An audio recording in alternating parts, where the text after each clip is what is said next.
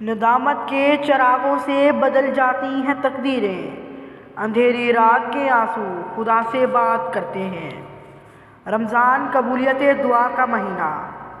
وَإِذَا سَأَلَكَ عِبَادِي عَنِّي فَإِنِّي قَرِيبٌ أُجِيبُ دَعْوَةَ الدَّاعِ إِذَا دَعَانِ فَلْيَسْتَجِيبُوا لِي وَلْيُؤْمِنُوا بِي لَعَلَّهُمْ يَرْشُدُونَ۔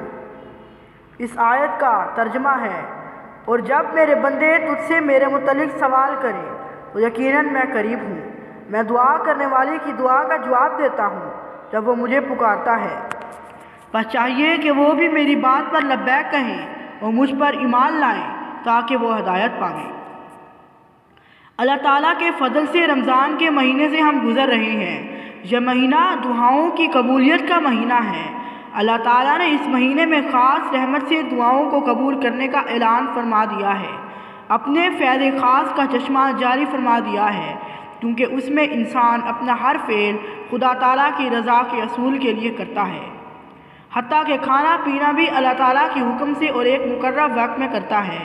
اس لیے حضرت صلی اللہ علیہ وآلہ وسلم نے فرمایا کہ اللہ تعالیٰ فرماتا ہے کہ جنت کے دروازے اس مہینے میں کھول دیے جاتے ہیں اور دوزخ کے دروازے بند کر دیے جاتے ہیں، اور اس مہینے میں شیطان کو جکڑ دیا جاتا ہے۔ بس یہ ہماری خوش قسمتی ہے کہ اللہ تعالیٰ ایسے سامان ہمارے لیے مہیا فرما دیتا ہے جس میں ہم اللہ تعالیٰ کا قرب پانے کا سامان کر سکتے ہیں۔ یہ ہماری بد قسمتی ہوگی کہ ایسے حالات اللہ تعالیٰ کی طرف سے میسر آنے کے بعد بھی ہم اسے فیض نہ پا سکیں۔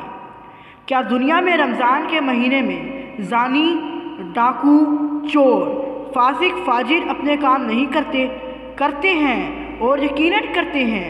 اگر ہر ایک کا شیطان جکڑ دیا جائے تو پھر وہ یہ شیطانی کام کیوں کریں؟ یہ نصیحت ہے مومنوں کو، ان لوگوں کو جو اللہ تعالیٰ کا قرب پانا چاہتے ہیں۔